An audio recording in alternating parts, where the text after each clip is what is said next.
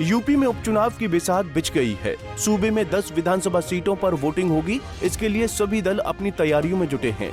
बसपा और असपा ने चुनाव वाली सीटों पर अपने प्रभारी प्रत्याशी घोषित कर पत्ते खोलने शुरू कर दिए हैं, जिससे सूबे का सियासी पारा चढ़ गया है।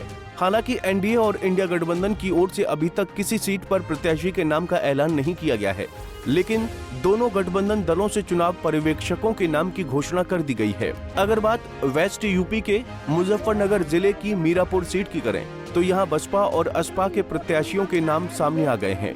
मायावती ने इस पर जहां मुस्लिम चेहरे शाह नजर को मैदान में उतारा है, वहीं चंद्रशेखर आजाद ने भी मुस्लिम पर यहां दाव खेल दिया है। असपा ने जाहिद हसन को अपना प्रभारी प्रत्याशी घोषित किया है। अभी सपा, कांग्रेस और रालोद भाजपा गठबंधन से किसी को मैदान में नहीं उतारा गया है। बसपा और असपा के प्रत्याशी दोनों मुस्लिम झोजा बिरादरी से आते हैं। ऐसे में सपा कांग्रेस से गुर्जर और आरएलडी बीजेपी से सैनी या पाल पर दाव खेलने की संभावना जताई जा रही है। आपको बता दें कि इस सीट पर झोजा बिरादरी के वोटरों की अच्छी खासी तादाद है, जो करीब 50,000 के आसपास है। वहीं दलित मतदाता भी यहाँ बड़ी संख्या में हैं, लगभग झोजा वोटों के बराबर हैं। जबकि ओबीसी वर्ग की जाट, गुर्जर, पाल, सैनी और कश्यप बिरादरी के वोटर निर्णायक भूमिका में बताए जाते हैं। हालांकि मीरापुर विधानसभा में कुल मतदाता करीब 3 लाख हैं, जिनमें मुस्लिम वर्ग के 1.25 लाख वोटर हैं, जिनमें राजपूत, कुरैशी और शिया बिरादरी के मतदाता भी शामिल हैं। ऐसे में मुस्लिम दलित वोटों की लामबंदी यहाँ चुनाव का रुख बदलने की ताकत रखती है, जिसकी बानगी 2012 और 2022 के चुनाव में दिखी है। साल 2017 में इनके वोटों में बंटवारे के चलते बीजेपी लहर के बावजूद भी मामूली अंतर से जीती थी। दरअसल मीरापुर सीट पर साल 2022 के विधानसभा चुनाव में आरएलडी के चंदन चौहान ने जीत दर्ज की थी। आम चुनाव 2024 में चंदन के बिजनौर से सांसद चुने जाने के बाद यहाँ पर उपचुनाव हो रहा है।